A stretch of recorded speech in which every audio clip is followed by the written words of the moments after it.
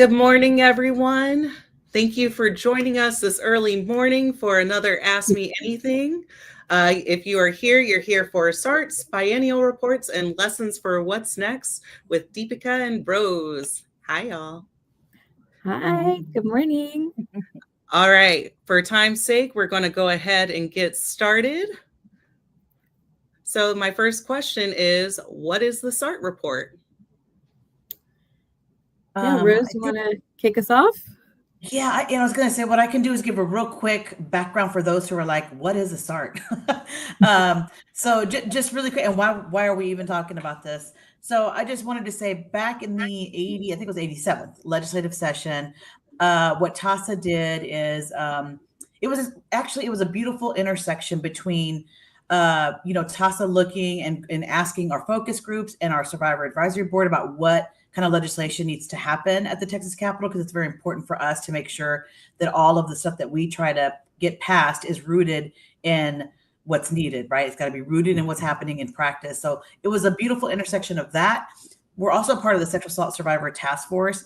And there was this meeting that we had where the survivor centered work group came out and said that they felt like this was something that was absolutely necessary, to have a mandated sexual assault response team for adults, since there's one for children and there's not one mandated for adults. So TASA already had it on our radar. We had it coming from this end. We had the survivors on the task force that also felt like this needed to happen. And so we felt like that was like the biggest mandate we've ever had to get something passed. And we were able to get that passed again in the 87th legislative session. And it passed with like, oh my gosh, there was like fireworks and everything. I don't know if you all remember that session where I think that's where the Democrats left and they went to DC. And I can't remember. There was just a lot of drama, for lack of a better word. And I remember watching going, oh my God, is it not going to get passed? And then somehow a vote came up and everyone voted yes. So this was like that one unifying last thing before everything went the way it went. So that was really, really exciting. And so that's what happened there. The bill really quickly, once we picked ourselves up off the floor and said, oh my God, this thing really passed, we started immediately to figure out how we were going to begin to implement this across the state. And what we did is we put together a statewide steering committee of all these major players, because we knew there's 254 counties.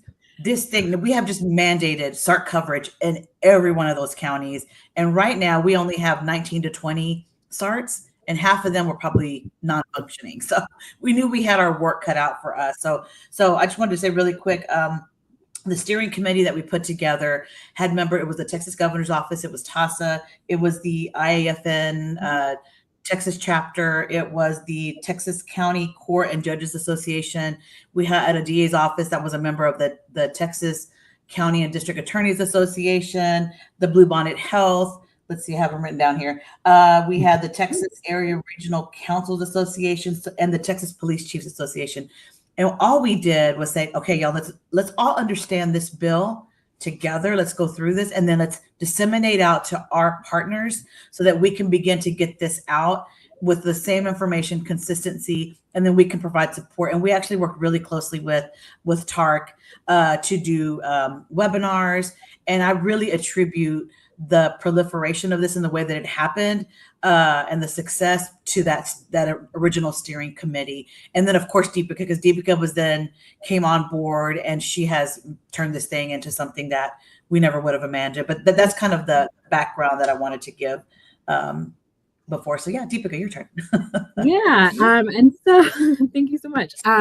So with that, I think one of the things that when they were working on putting together the bill was how we can actually see how SARTs are doing and what that looks like, that accountability factor, how we can support. And so the SART report was sort of born out of a way to sort of figure out what we can do and what we can learn, and a way for SARTs to evaluate their protocols, which was another mandated piece of the bill, was that every SART has protocols that they put together. So that way we know how the SART members are working together in a cohesive way. I think one of the things we were we've been finding, and something we'll touch upon a little later on, is that although everyone at the table is doing great work and are working for sexual assault survivors, we really can't do that cohesively and to the best of our abilities if we're not talking to each other, right? If we don't actually know what each element is doing.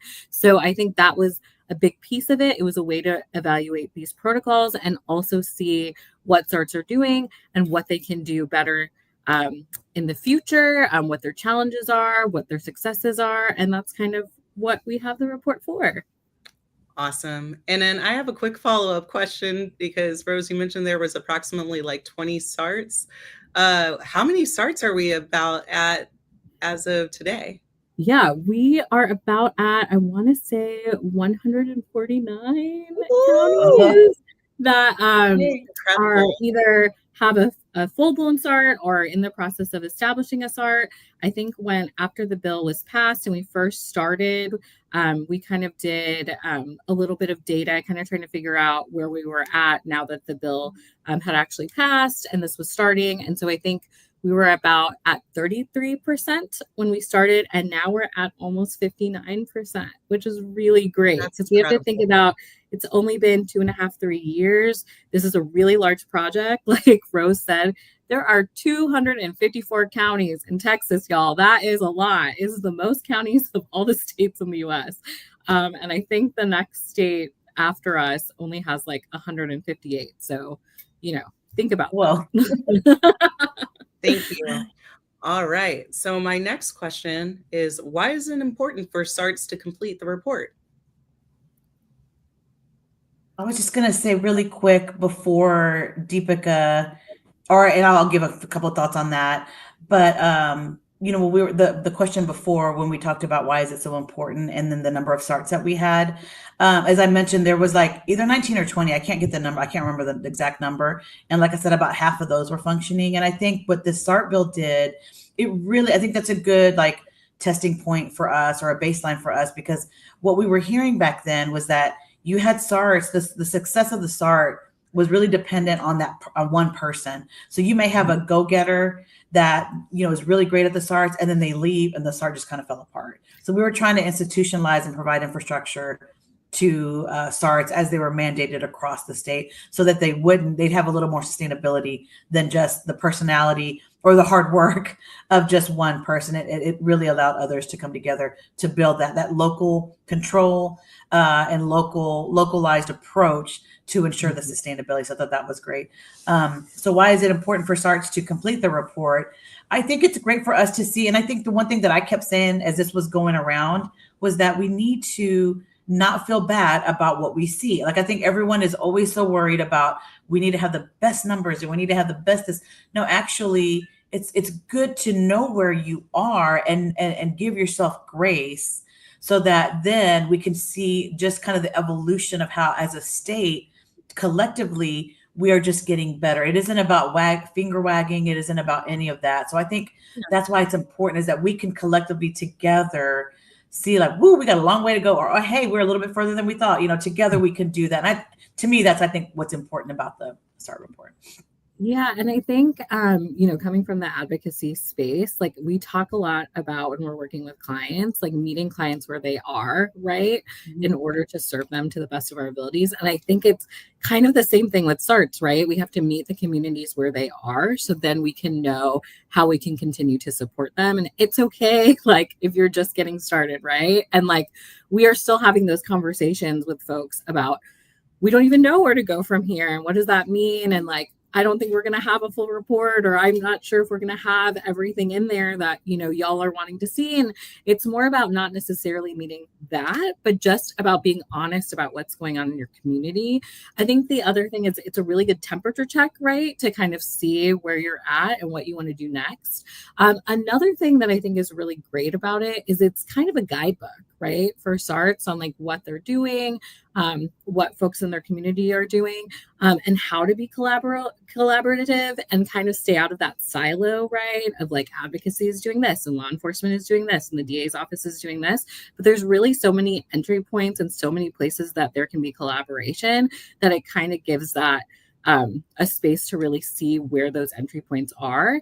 I also think it's a really good training material, and that's why it's important to complete these reports, because the protocols are part of that, and that is something that you can share with folks when new folks join an agency or join law enforcement, for example, or the hospital. It's also a way to kind of gauge like what is going on in your community. It's like a great space where there's all this stuff listed that it would be harder to get that information, but now it's in one place. Awesome. And I was going to say, you can't improve without feedback. So Yeah. and thank you. All right. Next question I have is, what did TASA hope to learn from the biennial report? So you talked about like what the good parts of the report, but like what did we learn from the actual results?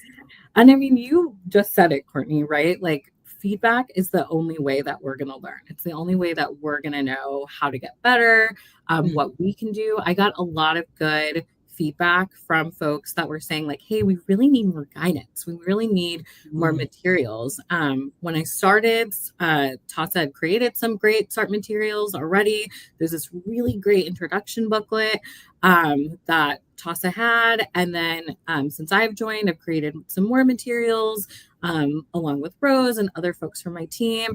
And I think that has been something that we've gotten a lot of feedback that folks want more of. And then we just kind of want to learn how we can improve. What are some of the other needs? What are things that we can explain a little bit more? And then learn like, what are trends? What are we seeing out in the community?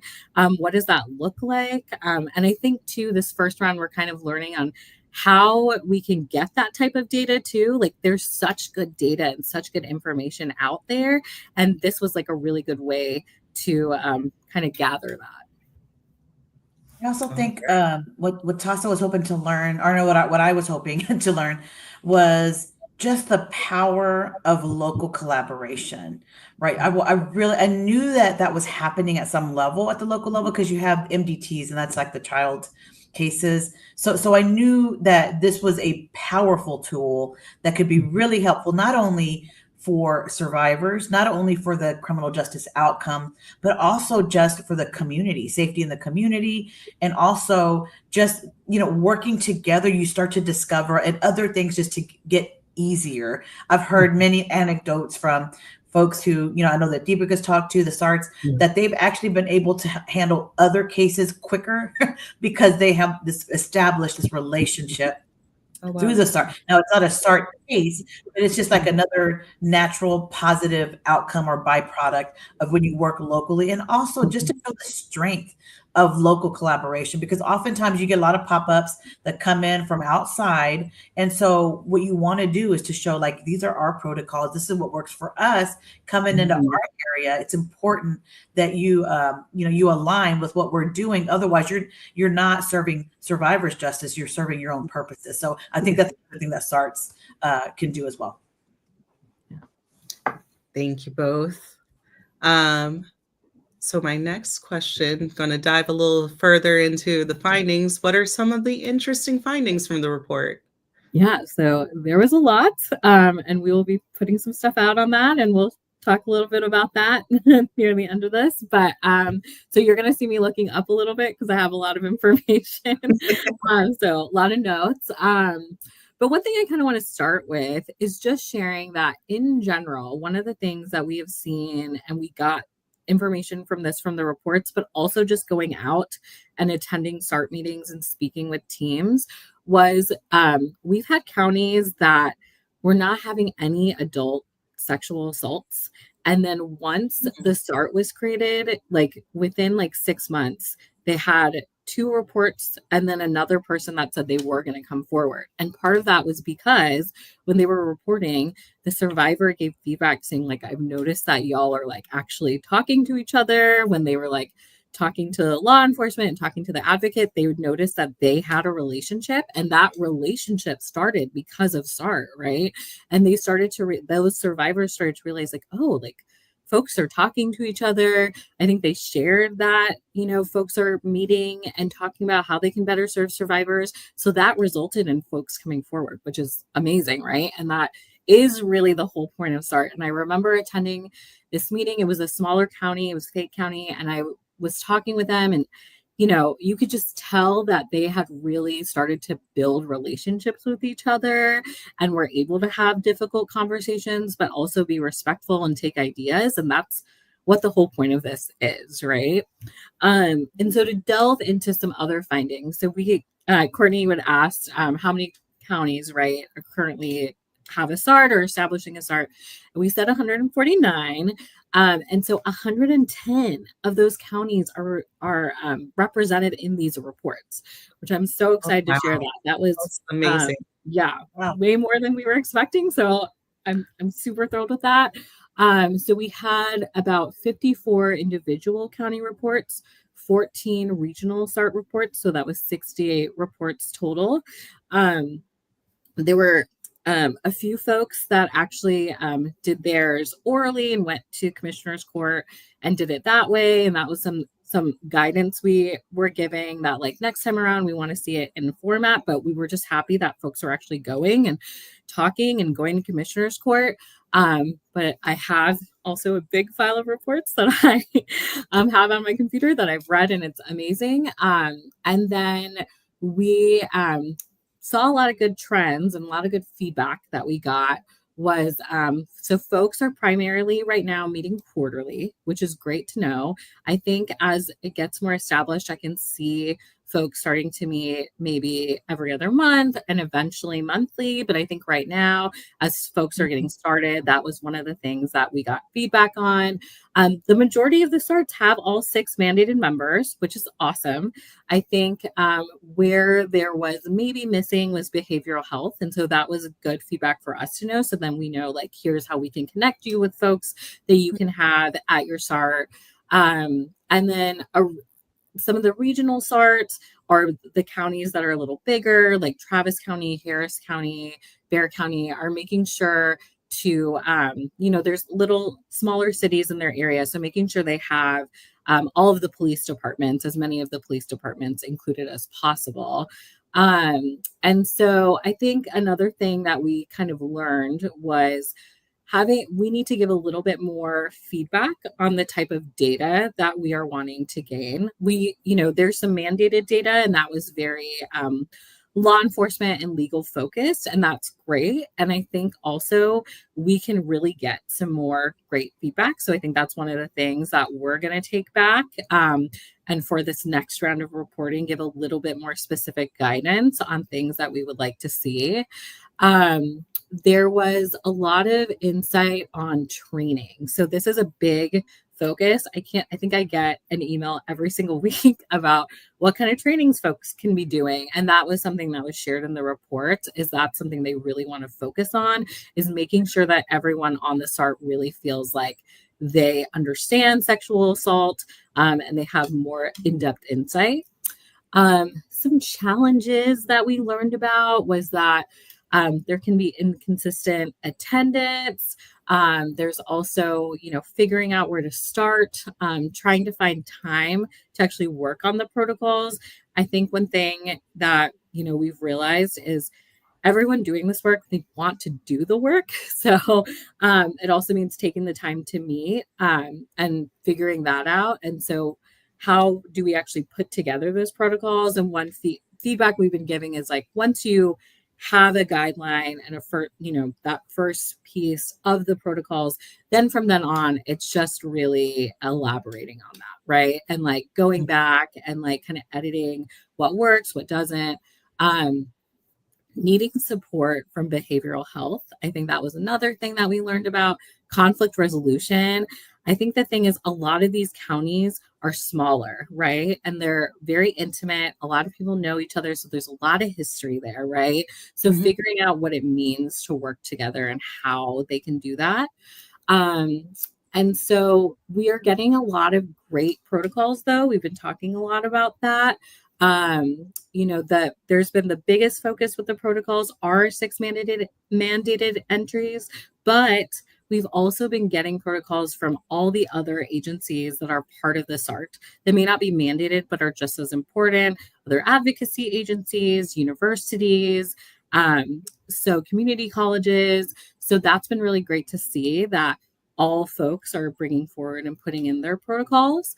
Yeah, I know I'm going to take a little bit of a breath. I have more stuff to share, but I'm going to take a breath for a second and see if anyone has a question. Really quick question. If it's okay, Yeah. I wanted to ask. I know there's other, and I know hopefully there's questions in the chat or whatever. But the first thing I was going to say too, as far as interesting findings, what I thought was interesting too, Deepika, was like we have some counties, and like for example, in San Angelo, like their SART is like I think 13 or 15 It's counties 13 that they have counties. covered together, and I know that they have found ways. So not all SARTs are created equal, I guess. Like I think that's the one thing that I've had to share with people is that, you know, Austin may do their SART this way, but over here the SART's going to look this way. In Harris County, just a huge one county, but like, I mean, so many different precincts and things in that. Yeah. I mean, their list of members is long, right? But I think also they want to make sure to include as many folks as possible, right? Because that is the way that they can reach the most survivors. I mean, I would expect that. Oh, sorry. No, go ahead. I have more questions. I would expect in different counties, like it wouldn't have the same results because of it being specific to that area and the needs of that area. So that makes sense. Rose, sorry, go ahead. No. Sorry. Again, there's so much stuff to talk about when it comes to SARTs and so much to put out there. But Deepika, I was going to ask you, I want to say, I know I've heard several SARTs talk about wanting to include survivors. I know they're not a mandated member, but every SART does have the right to add, you know, members that they feel are important. And I've seen where other SARTs are adding like prisons and one was adding like the nursing home. I thought was just really amazing. Wow. But I've also heard a lot about folks wanting to add survivor voice to the SART. And I didn't know if you'd heard anything about that. Yes. There are actually several SARTs that have done that prior to the bill and now are trying to make sure that they keep that going. And I think, you know, the thing we have to think about is we can't do work for survivors without survivors, right? And so that's so important. I think that's something that we've talked about before, about focusing on how we can do that in a way that's safe for survivors. I think in some communities, it makes sense for survivors to feel comfortable going directly to those SART meetings and being there, right? And having those conversations directly with folks.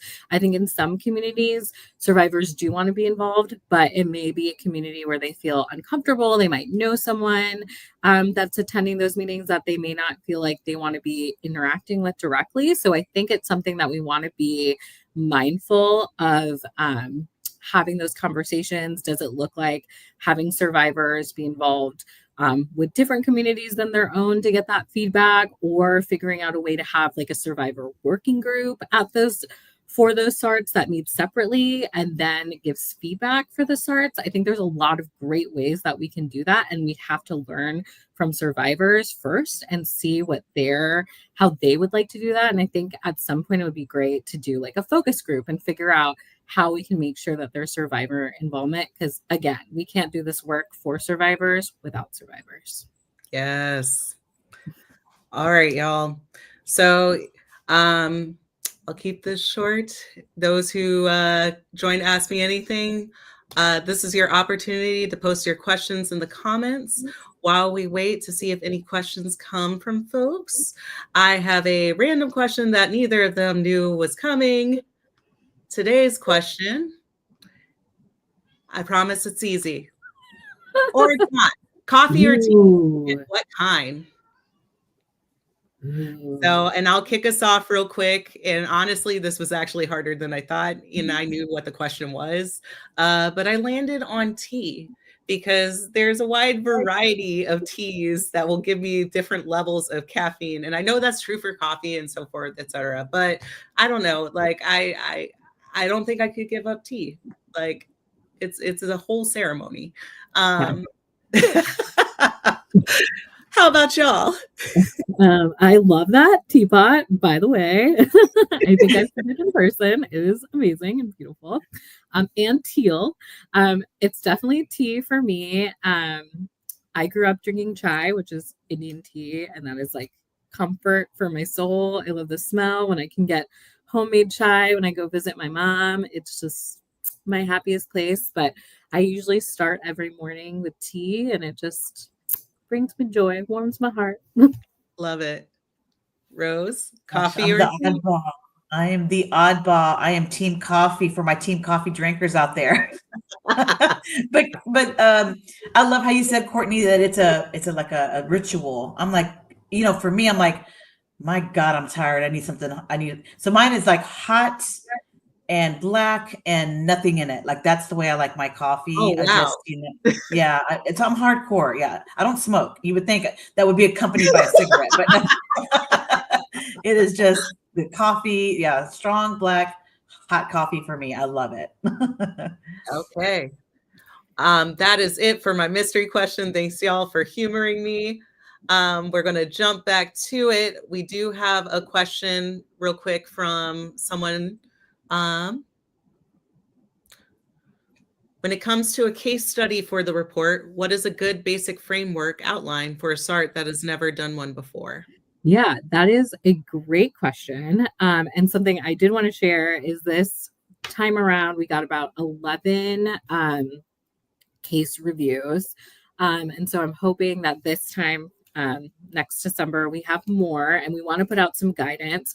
I think one way to look at it is going through your protocols. So looking at each protocol that you have and going through your case study or your case review with that, like going through what did law enforcement do? What did advocacy do? What did the hospital do? And then what were the intersections and how did that work? Some good feedback we got and interesting different ways that other folks did it. We saw one county actually created like a document that kind of went through and made sure they had all the main elements of each protocol so that way they could evaluate it that way. And so like saying like, did the survivor call the advocacy center or the hospital or law enforcement? Who met them there? What did that look like? And just kind of went through each element. And so that could be a really good way to start. We are going to put out a little bit more guidance on how to do so in the next month or so. So hopefully that will also help. I'm also happy to send you some examples. So my email will be available at the end of this. And so please feel free to reach out to me. But those are just some ideas of what you can do. But it's really about going through your protocols and seeing how you utilize them with the survivor you are working with. All right. We have one more question, I believe. I just want to confirm that you can add survivors to the SART as long as it's safe for them, or maybe do a focus group separate for them to hear their voice. What are your thoughts? I love that. I think we had just spoken on that, but I really love that we got that feedback and we got kind of that confirmation that that's something that we should do and that has worked for y'all. So really appreciate that. Cool. Thank you, SADV Crisis Center, and thank you, Audrey, for your question. Y'all, we're going to round out with our last question for the AMA. And don't forget, if you do have questions, you can still write them and we'll follow up with you later. All right. So what is TASA's plan to better support SARTs in Texas after this first round of reports? You want me to go, Rose? Or do you want to go and then I can jump in? I'll say a little something because this is really, Deepika has the answers to this, and she is the answer to all things SARTs for Texas, if you ask me. But I was going to say one thing that is connected to this question is, so the Sexual Assault Survivor Task Force, every biennium, we put together, and we're a part of the steering committee. We actually are the ones who put that thing through the 86th legislative session, HB 1590, that created the Sexual Assault Task Force in the governor's office. That was TASA's work, along with CSC Texas.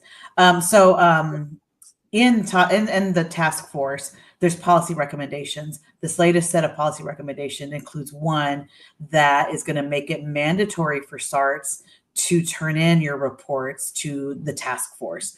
And there will be some, I think, stair-step kind of ramifications if they're not turned in. So just wanted to say that's something that we do plan to work with you all. So that doesn't change anything about how TAS is working with SARTS, how Deepika is working with you all and all the SARTS individually. We're going to be in the know of where that is going through the process. If that passes, when it's signed, when it's, put into enforcement. And we're going to be there with you all every step of the way to help and support and provide assistance to make sure that you are aware of all the information and when it's due and how it's due. And again, just know that, we'll still be there. You can still send your stuff or talk with us as well, but it will be required to be submitted to the task force. And just know that TAS is a part of that steering committee. So we're going to be there also. And it's nothing, I hope that no one gets afraid of that information. It's really just an attempt for, I think, the state to understand what's happening out there. And I think the only way we can do that is if folks are, submit the information. And so there is going to be some leeway, I think, where, people, again, all SARTs are not created equal. There's still some areas of Texas that do not have a SART. So we'll work with them until they're up to par. But I just wanted to put that out there. And in case for those of you that are policy wonks and want to follow how things go through the legislative session, because right now there, Texas, we are in session. It's an omnibus bill. So it not only includes that piece, it includes these other recommendations from the task force, but it is HB 3074 or SB 1638. That's that omnibus bill that includes this component that I just talked about. And if you want to follow that through the session to see how it goes, and if it even makes it through, we hope it does. But I just wanted to put that out, but we are going to be there to help and keep you informed every step of the way. I was going to say, anything to add to that, Deepika? I'm like, I have a bunch of things to add, but I will try to make it quick. And I will say too, I had so much information to share about what we learned in the report. Share it all, Deepika. We're good. I know it's hard. But one of the things I will say is, so even before the report, one of the things I got in feedback was the coordinators getting to connect the presiding officers of SART. So we started doing SART coordinator chats. We're going to be doing those quarterly again. I also do office hours, and that's something I think I'm going to have more often now. That was something that we learned, and I think it gives people the opportunity to really ask questions, learn from each other. I think too, we put out some guidance last time that I think was helpful, but I think if we can put out stuff earlier, so that's something I'm working on, so people have more time to really start working on the report and have that framework guide. I'm going to kind of tweak that a little bit based on the things we learned from the report. So we'll be putting those out, getting a lot more support for folks. Another thing that I do want to offer that can better support is going through the reports that we did have with that SART. So one of the things I did with a few coordinators is after they turned in the report, we met together and kind of went through the report together. I also am happy to read drafts, all of that, but that was something that I think gave them some good feedback of these are some things we included, these are some things we didn't, what can we do better? So we're happy to do that as well. We are also going to be launching a monthly kind of toss-a-talks between Rose and I, so we can give you more feedback about what's going on in SART, what's going on in the state. I think that might have been the most feedback I got was I want to know what other teams are doing. I want to know what y'all are doing on a regular basis, right? And so this will give us the opportunity, I think maybe at the next one, we can dive even a little bit more into some of the in-depth findings about the biannual report. And actually after that one, which will be done sometime at the end of March, we will also be sending out a biannual report findings document that is going to go out. That's going to give you all this information. So you can kind of see what we learned, what SARTs are doing, and what we plan to do in the future. We have a lot of tools on our website as well that y'all can utilize. So we're hoping that gives y'all support. Also, I am always open and want to hear from y'all. So if you're this all sounds great, Deepika, but I actually need X, Y, and Z, tell me, and I will make that happen. I'll do my best to make that happen. And Tasa and Rose, we will do our best to make that happen for you. We want to hear from you. We are here for y'all. This is literally all my role is to be there for y'all And so if y'all have any feedback, anything that you're like, it'd be really great to get a training on this, or really be great to get information on this, let me know, and I will try my best to make it happen. Oh, wonderful. So, and I just want to notate, Angela, we saw your question, and just note what Deepika said. It's coming. It's coming. All right, y'all. Well, if you have any last comments, notes, otherwise, we're going to wrap up.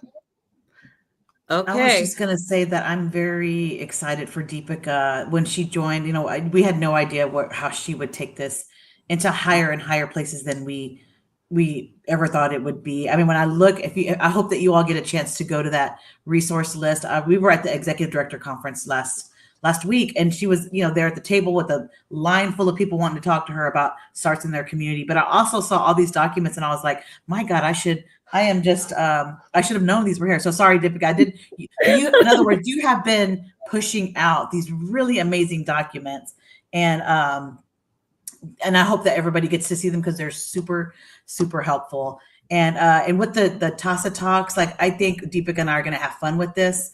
So I think we'll have good information, but we're also going to have fun, and maybe bring some, like, a showcase of SART one time. I'm just kind of throwing things out there. Yeah. But Deepika and I are both, like, really want to have fun with this. So sorry, go ahead, Deepika. And let us know what you want to hear, right? Like, reach out to us, be like, we'd really like to see a TASA talk on this. And, we'll make that happen. Right, Rose? Yes, we will. It will happen. We'll make it happen. We'll make it happen. All right. Well, that sounds great, y'all. Thank you so much for joining. And yeah, wonderful information. More to come on SARTS. This is not the last, as stated. And we will see y'all next time.